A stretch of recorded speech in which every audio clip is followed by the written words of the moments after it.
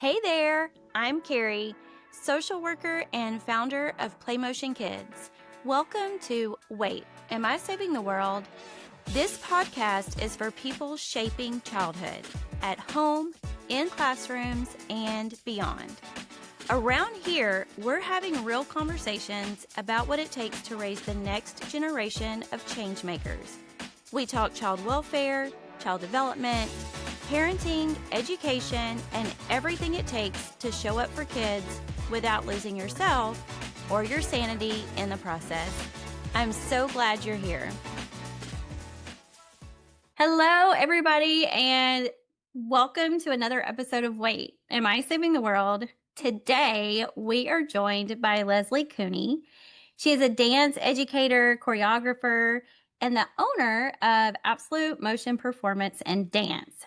She has over 20 years of teaching experience and is known for creating a really supportive studio culture where kids can grow, take risks, and build confidence. She's a passionate mentor and is helping shape the next generation of dancers in a healthier, more human way. So thank you, Leslie, for joining me today. Oh, thank you for having me. It's a pleasure. I'm very excited about this conversation. Me too. So knowing a little bit about your background, you have been teaching since you were really a kid yourself. Tell me a little bit about what made you want to teach young dancers. Well, pardon me. It started it started by someone seeing me, which I think happens a lot when we get into the educational space where someone sees something in you that maybe you don't recognize that you have. So my teacher asked me to be her assistant, which was a very important role. So I was probably 12 when I started assisting dance classes. So that meant Saturday mornings, 9 a.m., 3-year-olds. My job is to take them to the bathroom. My job is to remind them to be quiet, put your feet in first position, all these sorts of things. But I'm working side by side, day in and day out with a dance teacher who is more experienced. So it was a mentorship and like a internship, honestly, like to be 12 and to see how that runs and to watch that person with more experience do that. And I mean, I've always loved kids. I like working with kids. I babysat kids. I remember being in grade 1 probably, and so desperately I remember this vision of like we were lined up ready to leave the classroom and the chalk was right there by the chalkboard, and all I wanted to do was like start a lesson. I don't know about what. I don't know what I was going to teach my fellow first graders, but I was just like, I want to lead this line of people. That's wild. I don't know who thinks about that at 6 years old, but I think also the drawing on the chalkboard was a big part of it, to be honest, at that age. It sounded fun. Yeah, absolutely. But it's a big part of my personality. I do like leadership. I do enjoy working with people. And yeah, so the fostering of that from such a young age, 12, and then I was teaching my own classes by myself at age 17.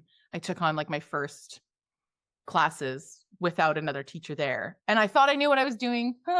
I did, but I also didn't.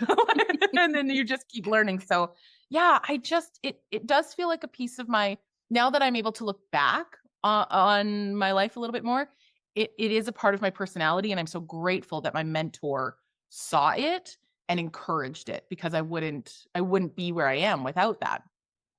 I love that. So tell me a little bit about Absolute Motion Performance and Dance. What do you guys do? So just tell me all the things. We are a boutique dance studio. So we are not for everyone. We are for families that are looking for a different type of dance studio experience. So they do not want to be just another number. They do not want to be just another body in a class who, pays their tuition, pays for the costume. Their kid goes on stage for maybe 2 minutes in June and that's it. Like that is a model. And having been in the dance industry, I've been in the dance industry my entire life, having worked in the dance industry for over 20 years. I was like, that's not the experience I want to build, because families are looking for something different. We want to feel included. We want a space for our children to be kids, because there's also the flip side of it where it's push, push, push. And, we've all seen dance mom, like everybody knows about, the dance moms. And that's a really real piece of it as well. And so I was like, well, where do we find this happy medium where we're teaching kids how to dance and we know the life lessons that come along with it?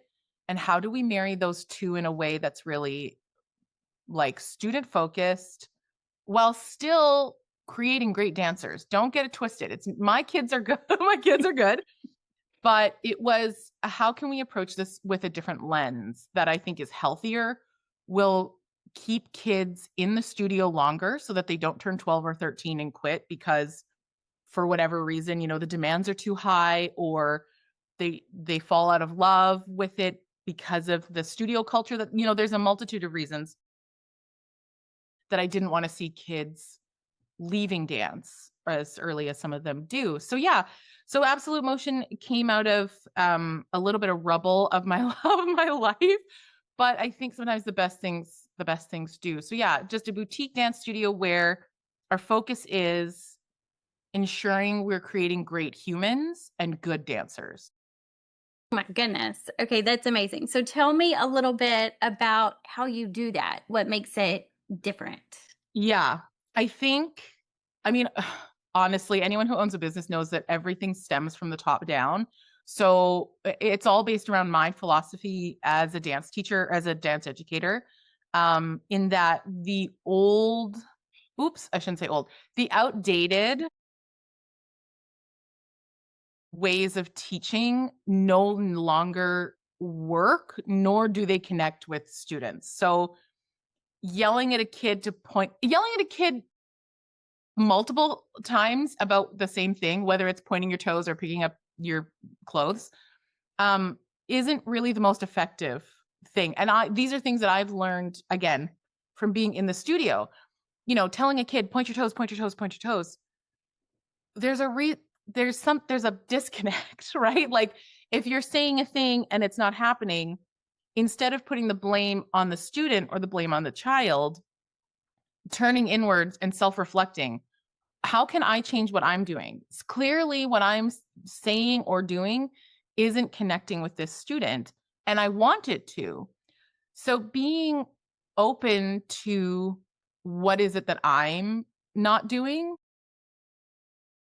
and how can I change my approach to make it better? So yeah, so a lot of trial and error, and recognizing that kids being encouraged and held to, I don't want to say standards, that sounds intense, but guidelines or success criteria. My friend Carrie said success criteria. We say this is what a successful pirouette looks like, or whatever we happen to be working on. And when the students know that that's the goal, and we have to accomplish, these are the 4 steps we have to accomplish to get there, no one's mad that they can't move on, because we've all decided this is what it means to be successful for this one thing. And again, redefining what that success is. It's not having a perfect anything. It's working hard, trying your best, applying the information, all these things. So yeah, so that's like a big major like philosophy about like how I do my work, but also I found more success once I sort of changed gears a little bit to encouraging students more in that way, instead of just harping on them about what they could do better. And once my kids get something, who boy, do we have a party. Like there is any student of mine will let you know that I get really loud. Like I really let out like a yes girl, like woo, like, because they need to hear that from someone that they respect and someone who they see as an authority figure, because they do want to please, even if I tell them that's not what this is about. It's like hardwired into all of us. So yeah, it's just, again, focusing on the human in front of me as opposed to trying to create this perfect quote unquote dancer. So it's very individual and encouraging and uplifting as much as possible. Yes.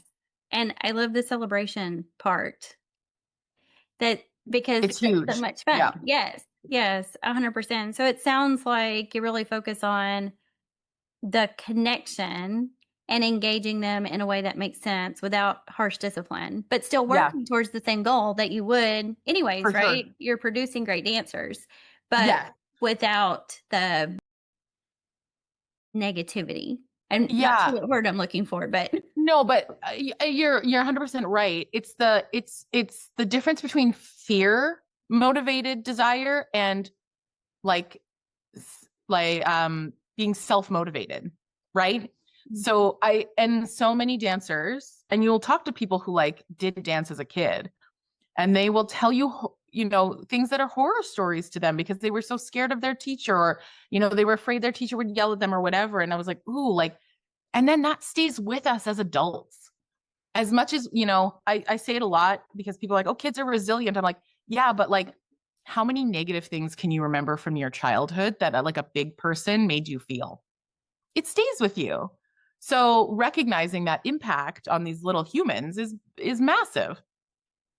oh, 1,000%. I had a teenager in a yoga class not that long ago, and you could tell that she was a dancer while we were doing yoga class. And so afterwards, I said, "Are you a dancer?" And she said, "Yes." And I said, "Well, your feet gave you away."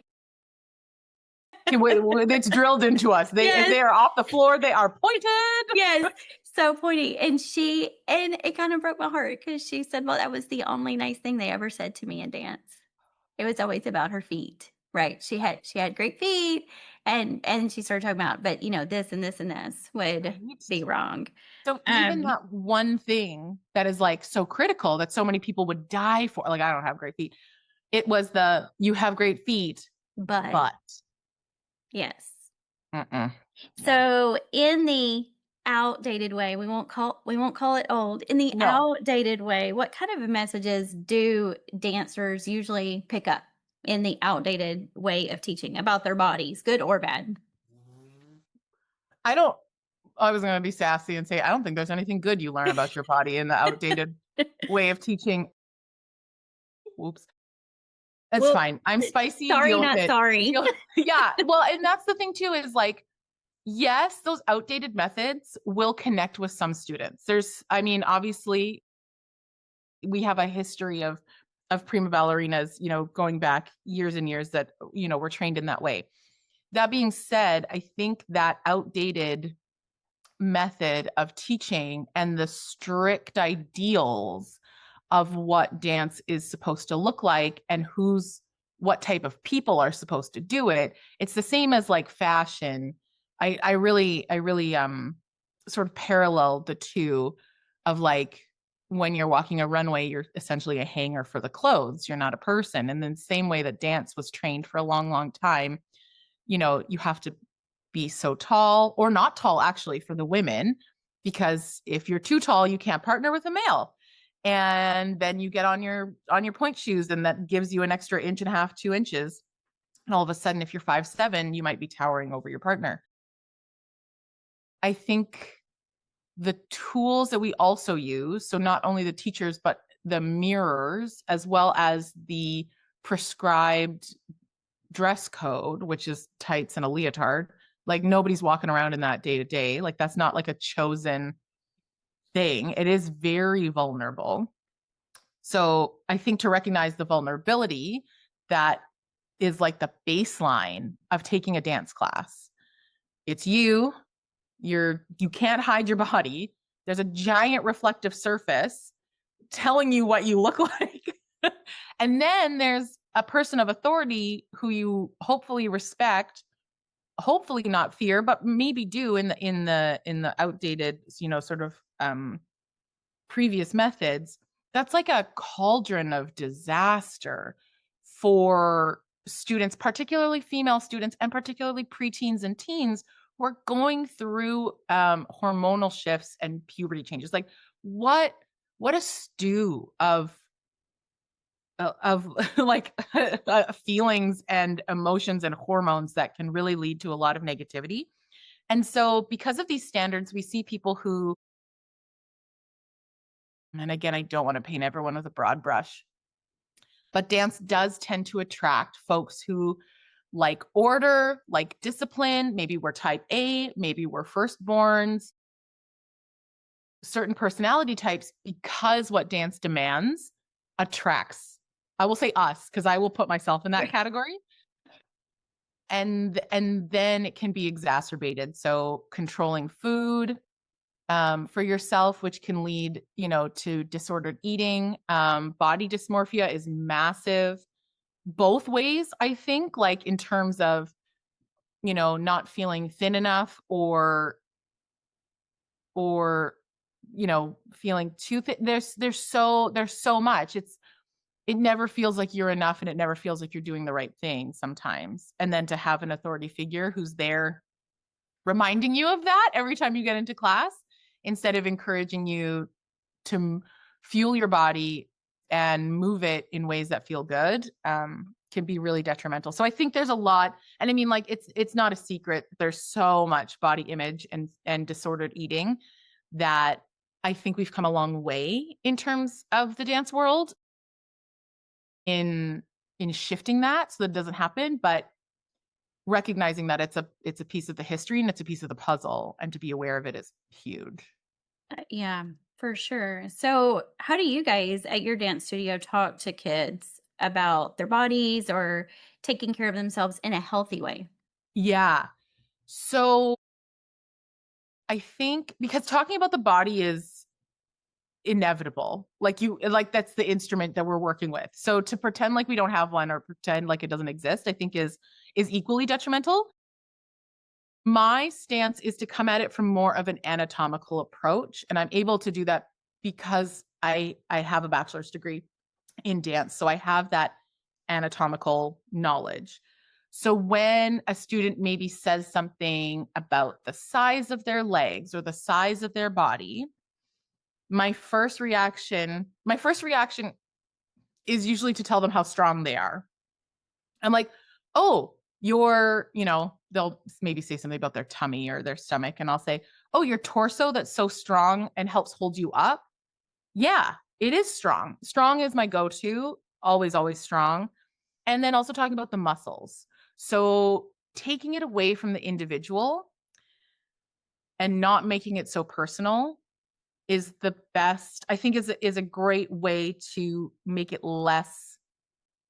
I don't want to make it less personal, but instead of it being I'm a bad dancer or I have big legs or I have whatever, these are muscles we all have. This is what they do. And when we strengthen them, they grow. And that's not a bad thing. So that's my real go-to. And I will say, because I have dancers of different ethnicities and like backgrounds, so being aware of skin tone, making sure that the tights and the shoes match their skin tone, or if a student ever says something about their coloring, always recognizing that I'm like, yeah, like it's great. Now we have a rainbow or what have you, or we're all pieces of the puzzle. I don't want a puzzle that's all one color. That's not a very interesting puzzle. So finding ways to enhance and encourage them, I basically flip their words on them and to remind them how powerful their body is, how strong their body is, and how much it does for them. Because they do get hyperfixated on like we all do. We get hyperfixated on small parts and we forget to zoom out and look at the whole picture. So that's huge for me. Reminding kids how strong they are is huge for me. Because that would have changed my mindset. Like, and I had a teacher who said that to me once in university, actually. And I was like, now it didn't mean a lot to me then, but now I'm like, yeah, my body is strong. Yeah, of course it is. Like so it is, I know personally that can be really powerful. Yeah, for sure. I love that. The strong, and that's something that I remind the kids that I work with a lot too, is like, look at all the amazing things that your body can do. Yeah. You know, it's pretty Yeah. cool. So, What can parents watch for when it comes to body image? So I know you're looking for it in studio. Mhm. What do the parents need to look for? And maybe twofold. What do they need to look for when they're looking for a dance studio to make Mm. sure that that dance studio is providing some of those healthier ways to talk about ourselves and our bodies? And what do they need to watch for when they're with their children when they're Right. in dance? Oof, okay. I know it's a big one. No, it's good. I think let's tackle the at home, because I think too, sometimes parents might not hear what kids are saying about themselves at home in the same way that I would in the studio, just based on like what we're doing. So sometimes it's more obvious to the dance educators or the people in that realm than at home, possibly. I mean, as always, like, be aware of what they're saying, how they're talking about themselves, and also, man, and also the relationship to food, which is like so tricky. And just finding the I mean, I've seen a lot of really great like parenting information online where it's like, because we don't want to deny kids anything, because we don't want to demonize candy or chocolate or carbs or whatever it is, because we need all of it. It's all important. And modeling, I think modeling is huge for adults and especially parents. So if you're a parent who has like 1 teaspoon of ice cream after dinner and then says, oh, I can't have, like, really being mindful of how you act around your kids is massive. And I think a lot of parents know that now. It's very different than, I'll say, when I grew up. And I have an almond mom and I love her dearly, but she's still a human who's like, oh my gosh, I'm just so full. I'll never. And my sister and I are like, we cannot, like, babe. So just being mindful of that sort of, love you, mom. Just being mindful of that sort of stuff. She knows we give her a hard time about it all the time. But yeah, really being mindful about how you're modeling. And then in terms of, I mean, I have a lot of, I don't think they're spicy. But some folks will think they're spicy. I think it's your due diligence as an adult to vet and research a dance studio thoroughly before signing your child up. Hands down, absolutely, like, period. Dance is an unregulated industry. So anyone can open a dance studio. Now, that's not to say that there aren't governing bodies within the community, but they do not have an overarching regulatory board the way if you were to go to a chiropractor or something like that. So ensuring that the staff is qualified, because they don't have to be. They could have just trained as a dancer their whole life, like I did, and start teaching at 17, which I did, and then never take any additional training. Which you did not do. Which I didn't. Yeah, I have a lot. So yeah, that's where we're gonna skewer right there. Right. But it happens all the time, and I will say that's not to negate that in the studio work is so beneficial, because I wouldn't be the teacher I was if I didn't have that in studio practice. But I don't think that's enough, and I don't think it's safe, because it's continuing to perpetuate what you were taught. And that's why we still have these old patterns emerging um, in studios. Vet, ensure they're transparent about their fees, know exactly what you're paying, when you're paying it, what the withdrawal process is, and try a class, ask to watch a class, ask to meet the owner. And then what I honestly think is maybe even more, it's so unfortunate, is like, ask the kids who are dancing, like, see if you can talk to a senior dancer. It's tricky though, because everyone's going to be like, oh yeah, it's great. So you don't Right. really know until you go. So go try it. And then also remember that you're the client. And if you are unhappy with how things are going on either side for you or for your child, can you talk to the director or artistic director owner about it? Do they actually listen to your concerns? Do they implement changes or offer solutions, or do they offer lip service? And you are the client. You are a paying client. You can go anywhere. Yes, loyalty is great, and I'm not denying don't not be loyal. Great grammar. But if there are things that you're unhappy with and there aren't changes, you do not need to stay somewhere that is not a good fit for your family. And that's hard, but also remember that your kid gets one childhood. So I just think it's so, so important. Like if it's not a good fit, it's not a good fit. And the studio owners should be, I have to listen to my own advice here. The studio owners should be good enough and open enough to be like, you know what? This is who we are. And we see that this isn't the right space for you. And you can grow out of a studio too. So, you know, just being aware that it's a two-way street and you're paying money for a thing for your child to do. So you should get what you want out of it. Right. Yeah. That's great advice. That's like we need a whole list with bullet points. I know that's a lot. I think my biggest thing is like, it is a two-way street, and the studio should be the expert in how to train children how to dance, and you are the expert in your child, and you work together. And if ever those values aren't aligned, that you have the freedom, you should never feel guilty or pressured to stay somewhere. And Oh it my happens a lot. goodness. I think it Yes. happens a lot. So And not just in dance, but like across the board. that's what I was gonna say. Like that's just self-advocacy in general. But Yes. yeah. Oh, yeah. I love that. Yeah. You're Yeah. right. Yeah. But people do, they struggle with it in all different areas. Yeah. For sure. So tell me a little bit because I know you're training great dancers, but it sounds like you guys find a way to kind of make it fun or engaging. So, is there something that you do to make it more playful, or what do you bring to the classroom that's maybe a little bit different? Me. I bring me. Uh, Yes, that's like you such a are the unique value.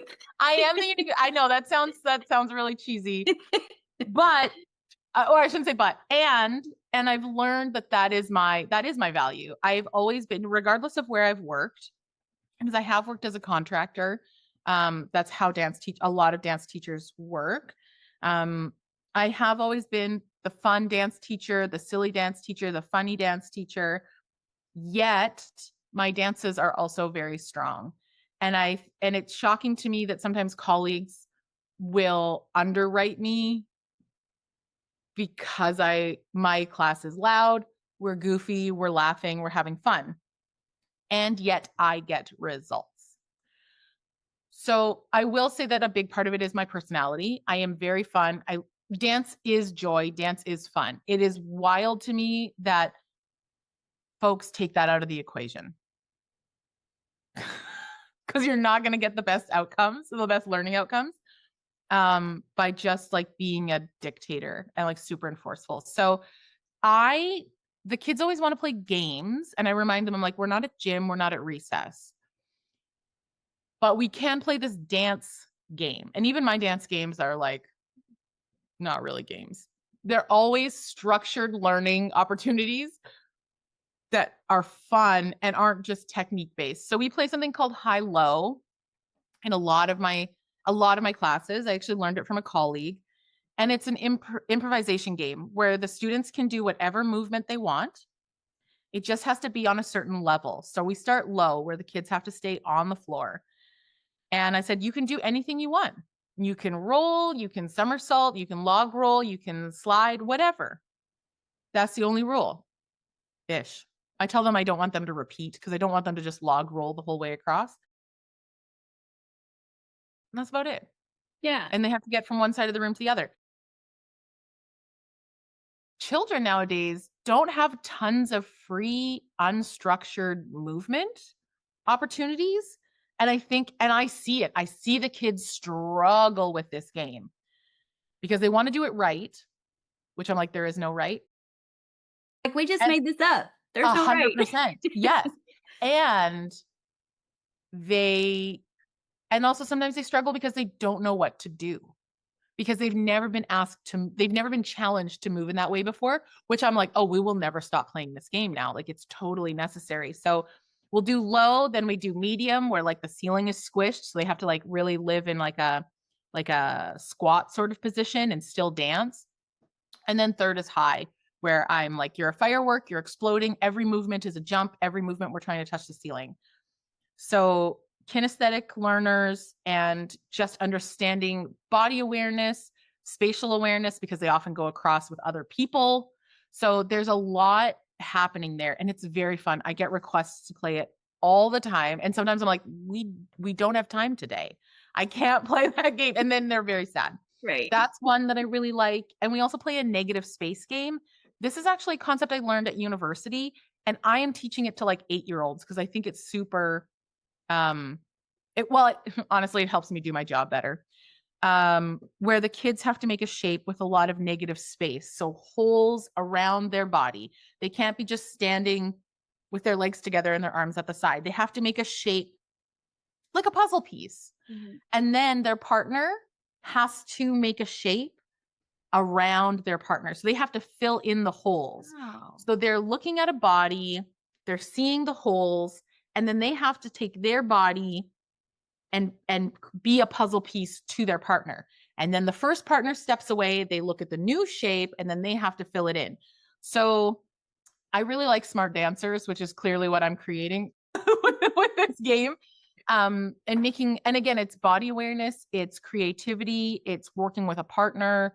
Um, yeah. So those are two of my favorite games that like get requested a lot. And even the big kids want to play high low. Yeah, Yeah. 100%. That sounds like so much fun. It is really fun. It's really fun. Okay, so something you said really stuck out to me Oh, about kids now not having a lot of time for just unstructured movement, play, yeah. right? So tell me a little bit why you think programs like dance or other movement-based classes are so important right now because of that. Yeah. Oop. All right. Soapbox moment. Yes, Um, get all the way on it. I feel like I'm never not on it, but that's all Yeah. right. I mean, and I've seen this happening for a while, is the movement that our body naturally is able to do has, it's not that it can't do it anymore, but because kids aren't given these unstructured opportunities to play, um these processes are weakening. So like kids, I used to have 3-year-olds who could come in and skip no problem. But that action, I don't know if it's because we're not outside at recess as much. I mean, honestly, we're in front of screens, and we know in the education system as well, standardized, like all these things, right? And we know these things that are taking up our children's time. But again, we feel a lack of time. So it's like, well, I need them to get good grades because of, we're looking down the line or what have you. So then these programs, whatever you're choosing to do, soccer, gymnastics, t-ball, dance, these are the places where we used to train more specifically for what I'll say for dance for sure. I used to train children how to dance more. And I would be able to progress maybe a little bit faster with the technique. Now I'm going back, and a lot of my early first year students or kinder ballet, I'm like, oh, this is creative movement. We are working on a lot of body awareness and mastering some of these gross motor skills that used to come a little bit more organically through that unstructured play than they do now, just because of how culturally like folks have changed. So again, lots of skipping, lots of working in opposition, just how our body naturally moves, like when we walk. That's a concept that's tricky for the kiddos when we have to apply it in the dance realm. Yeah. So I know for myself for dance, I can't just jump into my curriculum. I sometimes have to reinforce the basic movement principles that might have come through play, riding bike, playing hopscotch, pumping your legs on a swing, these sorts of things. And it's been really interesting to see how children like to move now. Yeah, because we'll even play like a game with the littles, freeze dance, which is when the music's on, you get to do whatever you want. When the music stops, you freeze. And the kids often some children have a real hard time because they haven't been told what to do. And it's so heartbreaking to me because I used to have classes of 5-year-olds who were like maniacs all during over the freeze place. dance. Yeah. Yes. Now, maniacs in the best way. Sorry, Right. I say maniac with love. Like, they just, the freedom of what we think children would do when we turn on a Disney princess song. And to see it shift to students who are self-conscious, self-aware, don't know what to do, want to please, don't, and that's heartbreaking. And so I go, okay, so dance has really become more about life lessons now and more about understanding the body. And yes, I will still train those kiddos on how to dance, but it might take a little longer. We might not progress quite as fast as we might have in the past. And I don't think that's a bad thing. I think it allows children to be children a little bit longer for sure. But yeah, that's really, really what I'm seeing. And it's society in general. I'm guilty of it too. We sit a lot and we're in front of screens. So it's across the board. So adults also get into those dance classes. Yeah. I was going to say, look at us right now in front of our Yeah, screen, staring at each 100%. other. Oh, I know. So let me ask you, because we talked about fun stuff and you talked about your games, but what is one boundary that you hold in class that you're like, nope, hard stop. This is the rule. Oh, I was gonna be like, nobody gets my phone number. That's my boundary. But That's a good one. it is, that's a pretty hard and fast boundary. Only Yeah. a handful of my students. I know, not until they get older. Even the parents, I'm like, the studio has an email. Right. My hard and fast, it's tricky because it's not to say that I don't hold boundaries, but nothing is a non-negotiable in my class, I think it's all in how you approach it, and that's also how I approach my life. But how that's where I'll say right now with some of the kiddos I have, I didn't realize what love bugs they were. And I love a hug. I love a hug. These kids started climbing on me to a point where I was like, I need my body back. So we've really started, and it's a small class, so we're very close. And so they'll grab onto my arm or they'll, and I'm like, I need my body back. And they're starting to recognize that boundary. And not only me modeling that is working, but it's working between them as well. So now instead of rushing over to someone if they seem hurt or their friend wants to love on them, the kids will stand with their arms out. And sometimes they don't get a hug in return. That's when things break down and I'm like, oop, okay, we gotta have a chat, which is like fine. But also recognizing I'm like, well, she didn't want to have a hug right now and that you do. So like, we have to respect that because sometimes, it's all of these things of modeling and teaching the kids boundaries. It's often with my personal space because I use my laptop and the kids want to come around and see. And I'm like, oh, baby, I got things on here. I don't need you to see my playlist. There's songs on there. I'm like, this is my Spotify. Like, no. Right.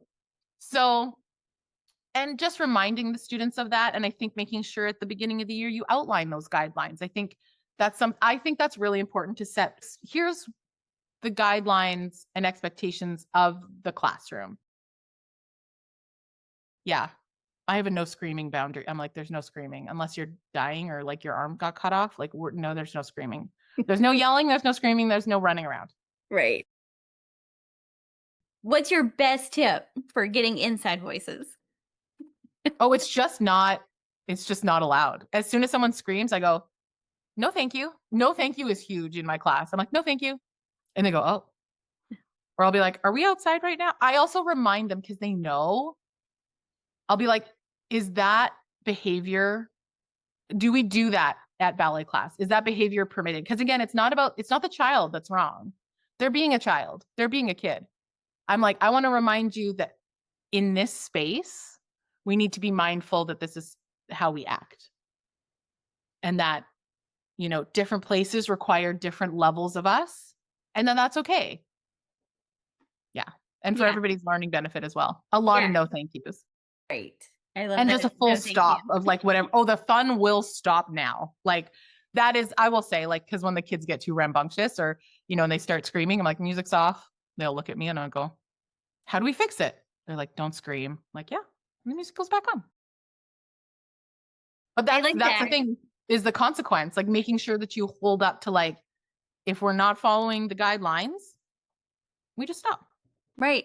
There's success criteria for the poses and there's success criteria for the classroom and how we act in the classroom. 100%.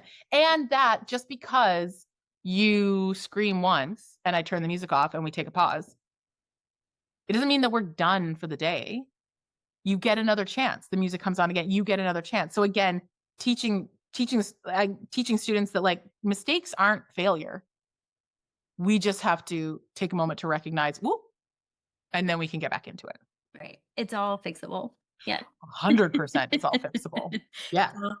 All right, Leslie, that was so much fun. Thank you so much. So can you tell everybody where to connect with you, where to find you? Yes, please. I am, this is gonna feel weird. So I am on Instagram, at Leslie Kuny. It's just my name, LeSliekuny. That's my dance educator profile, where I have a hard time showing up as myself, but I try.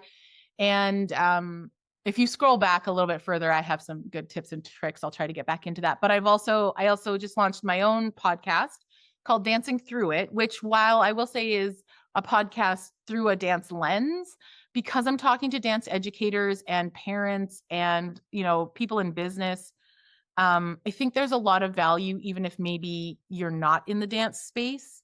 I know I've had a few sort of like traditional educators who like to follow me because I have a different lens to look through.